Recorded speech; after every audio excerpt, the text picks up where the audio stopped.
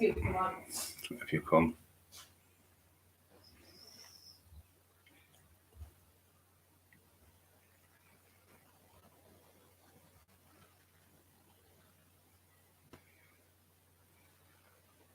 Yeah, it's just went off. Has it?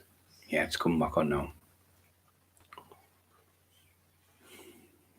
Yeah, it's one back on. Just wait a few come on. Sometimes it doesn't with the weather being bad. Yeah. So, Is it raining again? yeah, it's pouring, yeah. Oh. Yeah, it's live now. Just wait for a few more coming on.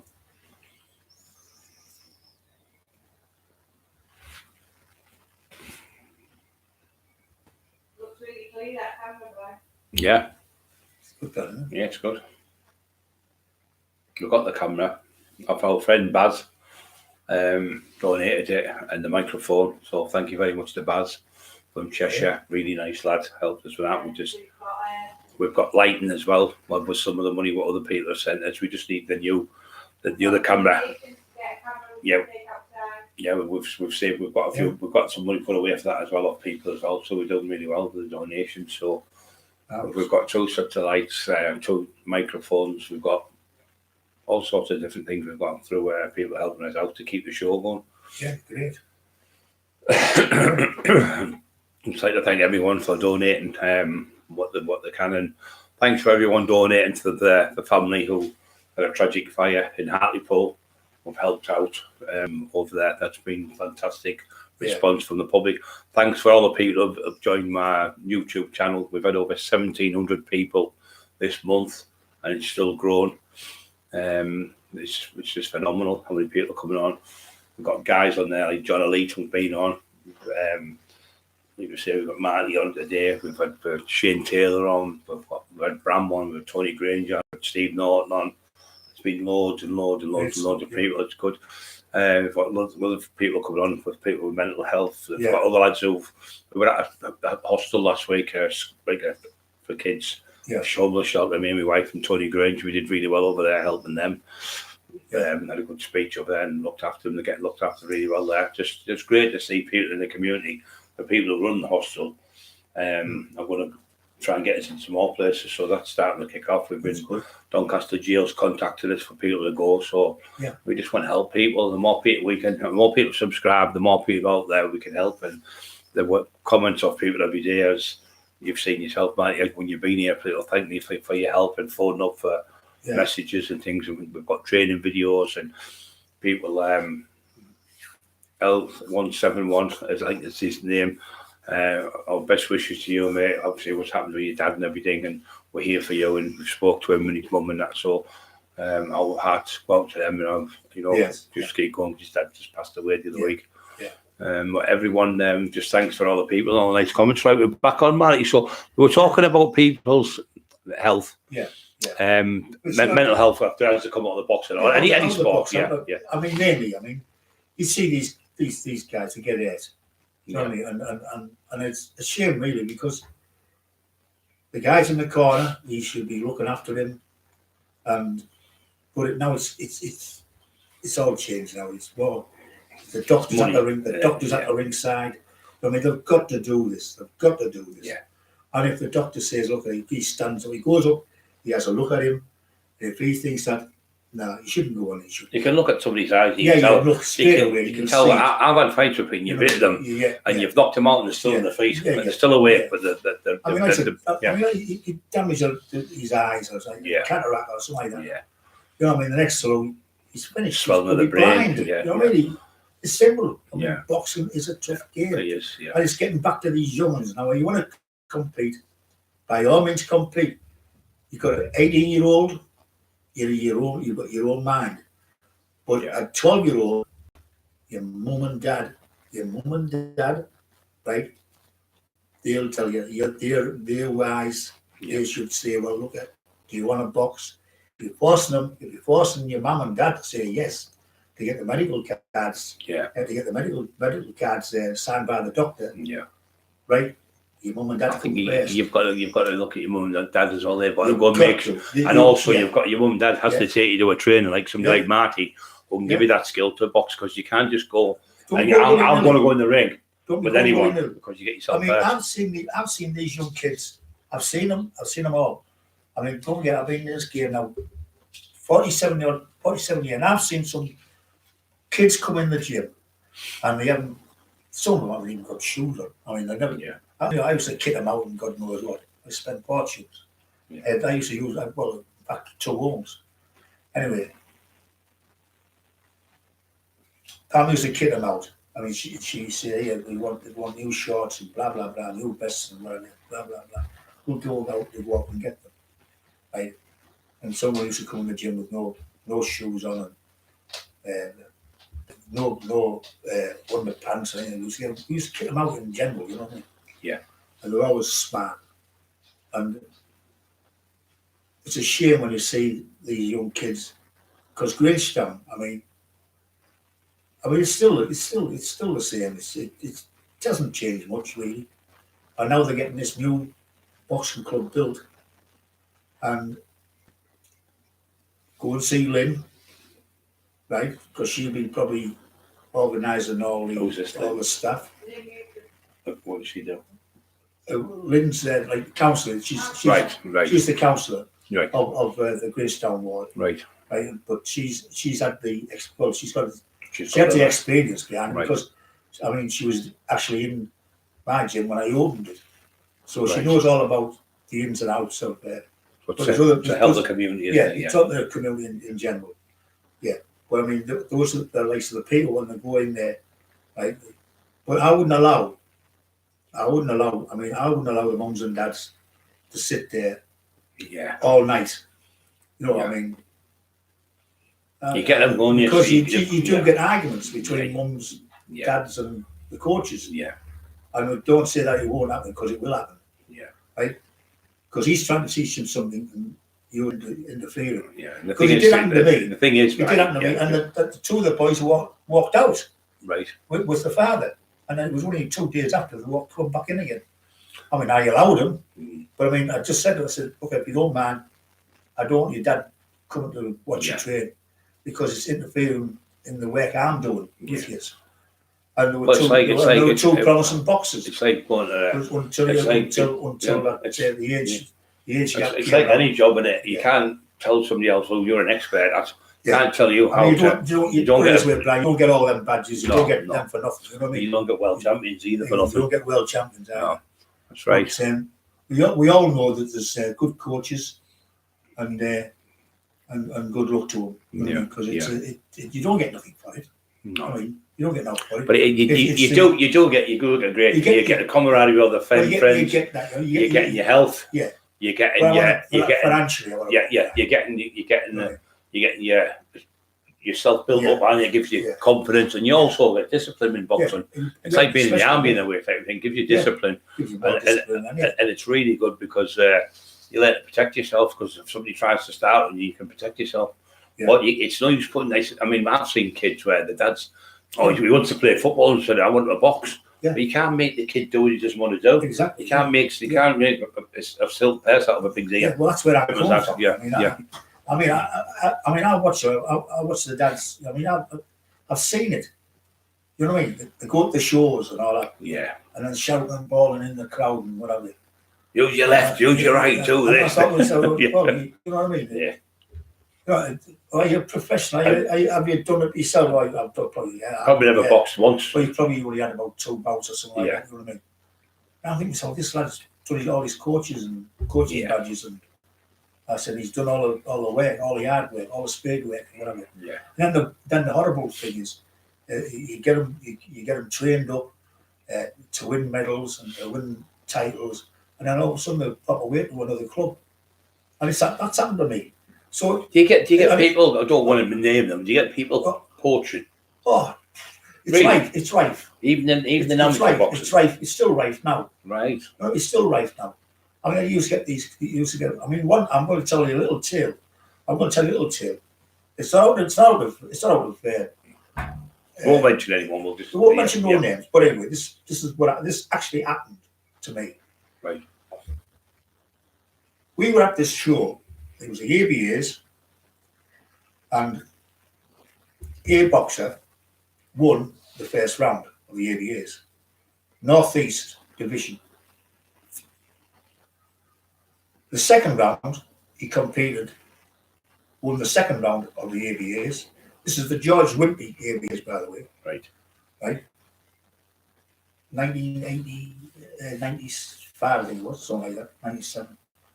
Anyway, actually won the second round of the ABAs, which was our finals over here in Northeastern Counties, Northeastern Division. Right. Then he went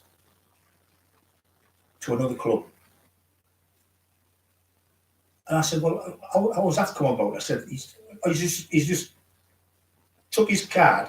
I don't give him his card, but he's got another card off the secretary for him to box for another club while he's in the championships. I said, how can you do that? Yeah. I was reprimanded Right. to open up my mouth. I said, well, it's all wrong. I said, where's your rules and regulations? Yeah. Where are they all? Well, it's all right for one, but it's not right for the other. Yeah. But the best of it was, it was okay for him to box for another club, right? I said, well, it shouldn't be like that. He shouldn't swap clubs in. Yeah. And this was a ruling. Yeah. This was in the rule book where it happened. Right. And this is what I'm saying to you about, Well, rules are there to rules are there to be abide by. Yeah. But they break them. They make them and they break them. Yeah. And I think it's all wrong yourself. I think, and that's how people fall out, by the way. Yeah. Like, It shouldn't be done. Yeah, and I agree that way about parents come, because it's only going there on the night and watching them fight, but you can't stand there and go, lose your job and lose this and start screaming, because then you can't have two coaches. There's only one coach. Yeah, And that's one coach. You know, one coach for that lad. Exactly. There's only one coach and one club. And the thing is that the coach. If he wants to, and I always say that if you want to change clubs, wait till the end of the season. Yeah. You know what I mean? You can't change. You If the coach is a good coach, right? You can't change clubs within one of the seasons. I don't think you should be able to box 2 or 3 fights, win 2, and then you go into the finals, whatever, and then go to another club. That's all wrong. Got to be wrong. Exactly. Got to be wrong. Got to be wrong. You know what I mean? No, you shouldn't do that. You shouldn't do that. But I mean, like I say, have you seen any bad knockouts? I've seen a few. Right. I've seen a few local as well. Yeah. Local, where the referee's been a little bit too slow to step in. Right. You know what I mean? And this is amateur, by the way. Yeah. This is happened a few years ago. I'm going back a few years now. When the miners' strike was on, we were invited down to do a charity. 70s. We were invited down to Charleston Collie's down south. It was Doncaster. Anyway, it was a miners' welfare club. Anyway, we get there. We were a little bit late, and I had about 6 boxers all lined up and all compete. I said, because before we kicked off, I said, we're on our way, blah, blah, blah. I said, all that's fixed up. Oh, yeah, we're all fixed up. Anyway, great stuff. And it was about 1,000 miners, you know. Was it? Oh, yeah, in the scrub, yeah. Anyway, of course, there was all cheap ale going on. And Right. So anyway, we were having an enjoyable time. Anyway, my boy gets ready. It was Mark Sear. The little Mark, right, gets in the ring. And he's in the red corner. And his opponent's in the blue corner. You have the sashes on. Yeah.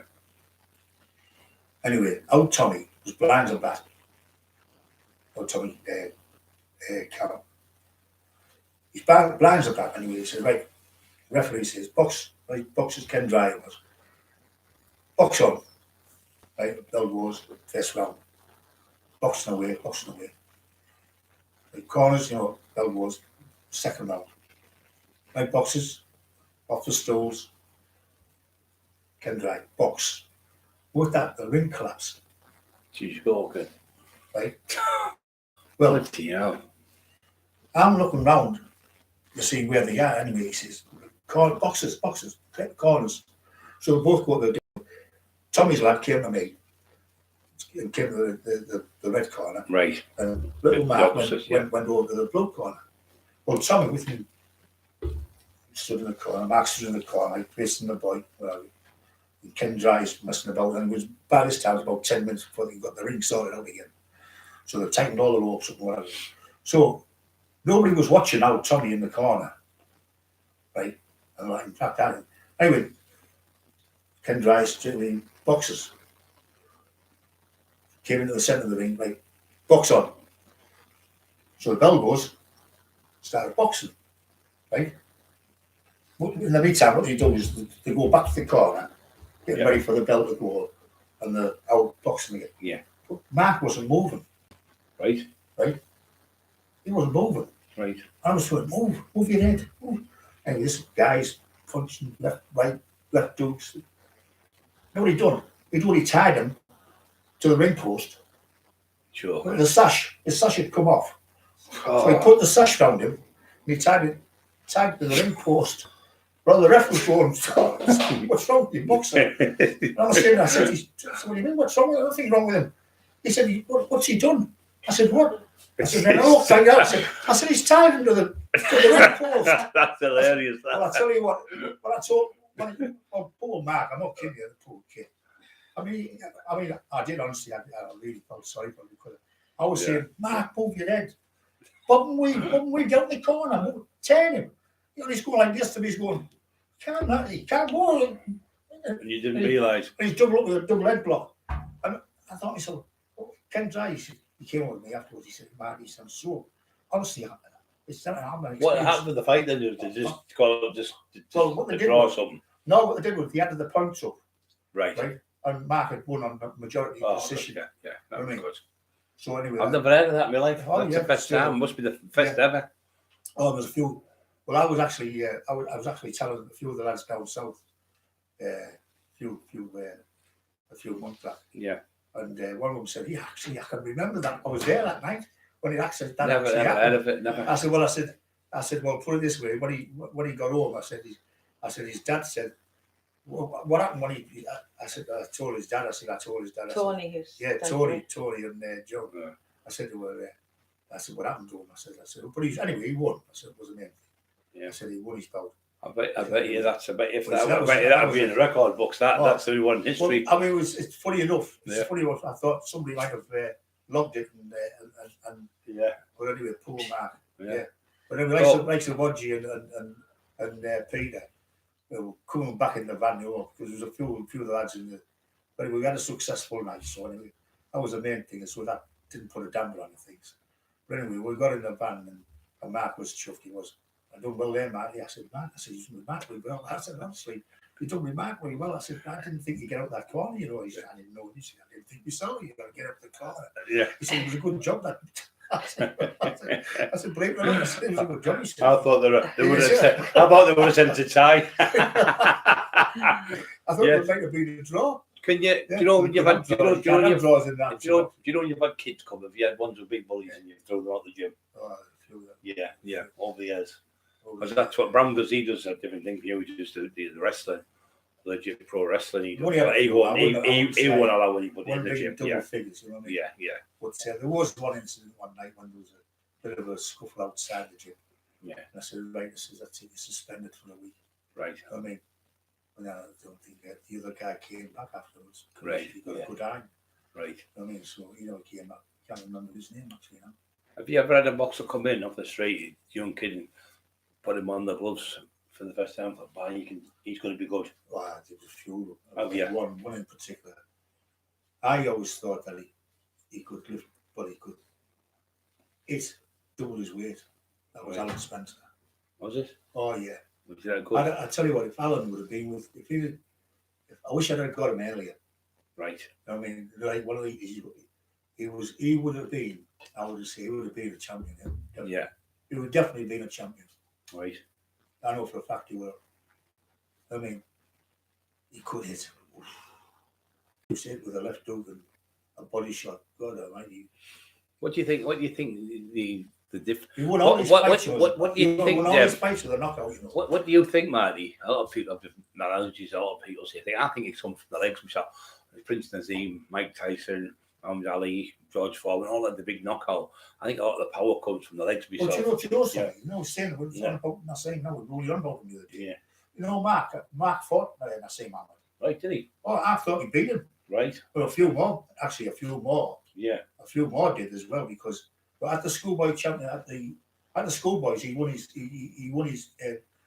Nassim Ahmed won his fight, won his final. Right. But he had a tough fight in the semi-finals. Everybody said he won that.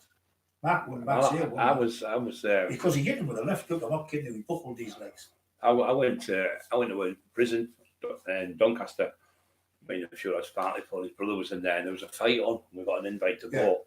There was a lad in there. He got done for robbery. He was going to fight Henry Warren, good boxer. I think he was a bit of a travelling lad, and he was training for this fight. But that Prince Nazim was there doing he was only about 16. Yeah. He was only tiny, about 5'4". Anyway, he comes in and he's jumping about. He gets in the ring, and you could see this. You could see he was going to be world class. Yeah. Max Hayes fought him, didn't he? Yeah, and Max Hayes fought him, didn't he? You just said all that, yeah. I thought he beat him. Yeah. So a few more. But he was class in that Nazim, like real class. Derby assembly rooms. Yeah. Barrera was too much for him, wasn't he? And Barrera was old, wasn't he? Yeah. Really, but good boxer. You've got to be good to get out the gyms in certain places. That's right. Well, I used to Henry Wharton. Henry was for Tony Boys. No, Tony, good lad. That was nice lad, Tony. The Majestic in he used to at the door in Preston, didn't he? Yeah, nice to Tony. Yeah. You know, he said, "Oh, he said, look, it's only it's only an exhibition, I said, it's an exhibition fight. No, I said, you don't kiss each other. I says, normal, normal boxing, but just watch what you do. Yeah. But Henry just came with him, you know what I mean? Yeah, good boxer, Henry. It was out of Tony's league at the time, man. Yeah. But he done what he done he done their club a big favour, actually. Yeah. For doing it. Yeah. Yeah, he was a good lad, Tony. Good lad, good boxer. But like you say, another one started too late, started too late. Yeah. But likes of Spanner. Oh. Likes of Alan Spencer. Oh, Spanner. Yeah. Likes of Alan. He had class. He had some class. You get people done. You look at them. We knew a bloke called Frank Atherton from St Helens, which was we fought Madison Square Garden. He was only about that big, about 10 stone. I think when he fought 9-10 stone. Yeah. And he could hit like a train. Yeah. He was probably 12 stone when he got older. And he had would be St Helens, all that love. So he had a bit of feminine look on him. Yeah. And I'd seen him at 20 stone blocks, and I'd seen him at 20 stone blocks and knock them clean out. He had that snap punch, so a lot of fast hands as well. As John Back used to say, right, you can't. I always used to big bombs. And he went, you can't always land them big shots, and you'd have to be throwing shots from different angles. There, John Black, good lad, John. And he used to be doing these mad thing punches from different angles, and saying you can't always land your best shots, which is right, isn't it? So. You've got to be. It's like, I think it's like a game of chess when you're boxing. Every fight's different. You fight different people. Some you've got to hold on. Some you've got to jab. Some you've got to move around. Some you've got to fight. Some you've got to box. Everyone's different, isn't it? Yeah. So, but you get people who can only box one way, can you? Some people can only box. Some people can only fight. Some of them can. Some of them can't move. Yeah. They'll just stand there all night and take unnecessary shots. Yeah, I think that's when they end up getting like Parkinson's disease. I think brain damage because. They take loads of shots. Look at Mandel. He probably got it through the rope a dope trick, and he got hurt in the end. Then that. Well, that was form. But I would say form was the best of the big ones. He was 18 stone, 18-inch arms, monstrous blow. Yeah. He lifted Small Joe Fraser off his feet, and even that hook. Unbelievable. I'd say he probably got the best knockout left hook of all time. I would say. But there you go. There you go. I see the guy what was in front of him. Yeah. Nice rally. How good was he? Oh, his hand speed was phenomenal. He could dance around that ring. How good was he? Best one. He was the best. The things he did, and he was a festist. So he went, man. I don't know if you know this. He went to a wrestling do, and he seen these wrestlers. I'm coming in now. I'm going to do this. And I'm going to do that. And that's how he got this thing. When he said, "I'm coming to your house," he went to somebody's house, didn't he? I want to fight you outside. He went to his house fight. He started all that stuff. And he got it from a wrestling bout. He went to see these wrestlers, and he went, well, "That's a good idea." This, so he said, "People who don't like me pay money to see me get beat. People who love me see me to win. So I can't lose. He puts bums on seats, and that's why he said, "I'll drop it in the fifth. So he ain't no flies, and all that stuff." He made it. He did all that through the wrestlers. That's what he copied off the wrestling there.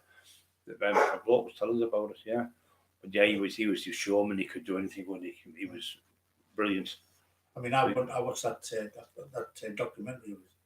And when he was walking down the street and where it was Florida somewhere, and everybody was following. So what's Muhammad Ali? Yeah. And all of a sudden, he had a contingent of people, old age pensioners and all that. The old boy got out the car and he was like, and he was looking at him as if he was amazed by this figure that was in front of him. Yeah. You know what I mean?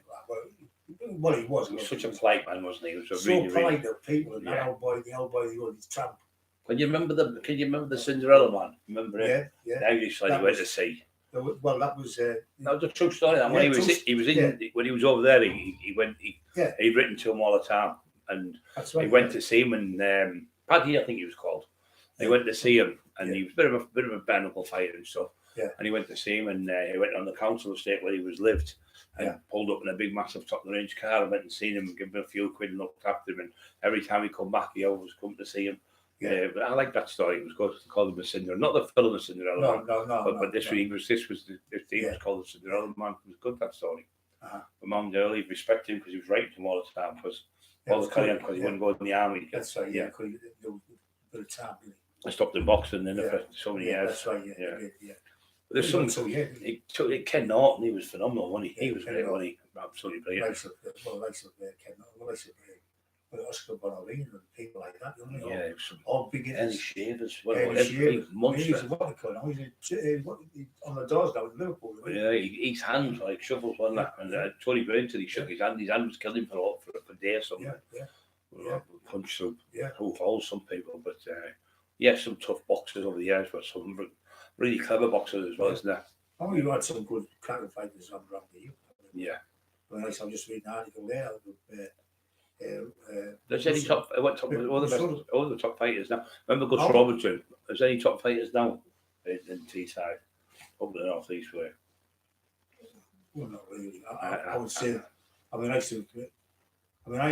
like reading up on that Mike Russell. He's got a good page, right, on Facebook, and some of the it's interesting. Kids don't seem to be into it as much when we were kids. I've got pals. I told Mike. In fact, I was talking to him a few weeks back. I've got pals and pals of boxing users. And photographs of old boxers and whatever. And I tell you what, I had them all in the gym, you know. It was all right. They were all right in the gym. But now I've got them at home. I've had to put them in the loft and everything. Do you think that the kids now are more into computers? And when we were kids, it was bikes, running about, playing, swimming in the waters, and it was all physical stuff. It seems all to be computers now, doesn't it? Shall I tell you who's a really good boxer? But you won't be surprised. Tommy Orr Senior. Young Charlie. Tommy's sister Claire's got a son called Tom, and he's in the army, and he's just won all that. Tommy's. That's Tom's dad's grandson. Tommy went in the army, but he's won all the army championships a lot. Absolutely brilliant boxer. No, I'm just saying. We're just saying. I mean, this boxer, don't get me wrong. There's people that can fight, but I'm saying but compared to have a different type of boxing. Yeah. Because in the army, you get thrown in. You know what I mean? Yeah. But So there's some good lads in the army. Like, I mean, take nothing away from them. Yeah. There's some tough lads. Yeah. You know? I'm just saying, compared to when we were kids, you get like 50, 60 people outside the box, you want the box. Yeah, that's right. Where now you don't seem to get that no more. It's not the same thing as it used to be. Well, there was a guy there called Jim Conway. Yeah. He came from America, and he came in he was training in my place for a while, and he brought about 4 or 5 boxers over, and they were all Mexicans, you know. I'll go down there. Anyway, and I seen. He said, "You know something?" He said, "See that bag there, man?" I said, "Yeah." He said, "I'd have about 10, 12, probably 20 odd lads waiting for that to go on it." Yeah. One bag. What, in Mexico? No, in this place, because he lived in he lived on the border. Right. In California. Right. Right. And the border was there, like in Mexico, or about, it was about 12 yards away. Right. That's the road, you know what I mean? Yeah. Anyway, forget the name of the place. People were that key to box. He was his car. I got his car in the house at home. Anyway, He said, I have about 12 boxes, 20 odd boxes waiting for that bag, just waiting to go on it. And he said, you have nothing. You have nothing. He said, all I want to do is fight. Yeah. He says, hard as nails. Oh, yeah, really hard. Tough. To beat them, you've got to be good. That's why Mayweather, I think's the best, because all them fighters he fought. That's why Mayweather, I think's the best, because all them fighters he fought, he beat all the top, the elite fighters he fought when they weren't just Mickey Mouse fighters. He beat every single one of them. And the thing what his dad taught him was be elusive, which means you can't hit something. If you can't hit something, he's so good at moving around and really good boxer, really good skill, really intelligent as well. I used to do that with the lads. You know, I mean, with my idea, we had different ideas years ago. Anyway. Yeah. And anyway, I took this out. I was down at Redcar one night, and I put these things up in the ring. We were all looking like, what are you doing? Like, I said, well, this will get your head moving. Yeah. And they've still got them down. Well, they've still got them up down there. So I must have been doing something right. I mean, so anyway, they're doing it all. I said, you still got them out. And I went down to see Mickey Wiley because Mickey looks after that. And I said, what are you doing? I said, well, there you go. I said, just stick at it. I said, you get them. I said, you get them all moving the heads. I said, moving them from the waist up over them. I said, it's the marvelous thing to do. And anyway, touch wood. He's got some good lads down there. Got to work at it. It takes a long time to get a champion. I mean, the best club. I mean, I would say the best club. I would say in the Middlesbrough area would have been. I would say Phil Thomas. Yeah. Because I mean, like I said, Ronnie and all of the rest of the lads. Yeah. I mean, they've done a marvellous job. You know what I mean? It's the same old. I mean, like I said, John tried, but you know what I mean. But that's it, anyway, as I'm concerned. Yeah. So, what would you think? Do you think the sport's changed since the old days? I would say there's been a total decline. You think? Total decline because 20 years ago, you used to go to a show. You'd probably get about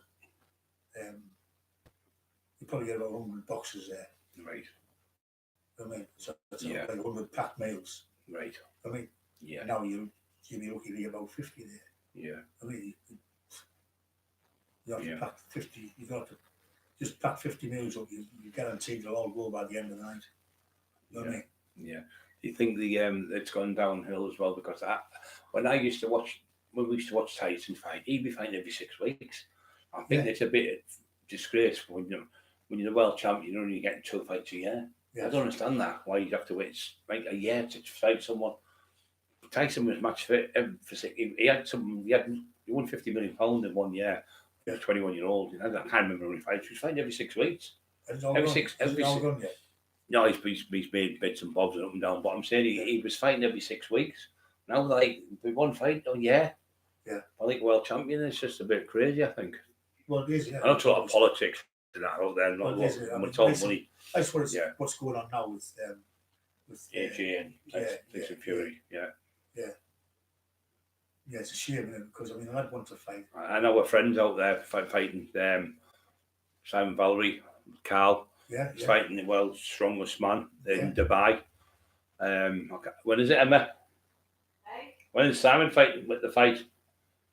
Next week. Next Saturday, I think it is, something like that. He's fighting. We wish him all luck in the world. Really good lad. And hope we can beat the. He's off Game of Thrones, just like he's the world's strongest man. He's 6'10", about 26 stone. Sam's going out there half a line, so he's fighting him. It's like David with Goliath, but he's got great boxing skills. Sam, Commonwealth gold, so he's a really good lad. And bless you both. We hope you really do well. Yeah. Anything else to say, Marty, before we go? I think we'll call that one. That one. We'll have a busy weekend. So. And me, so thanks for listening to us, and God bless you all, and all be safe. Bye now. Bye.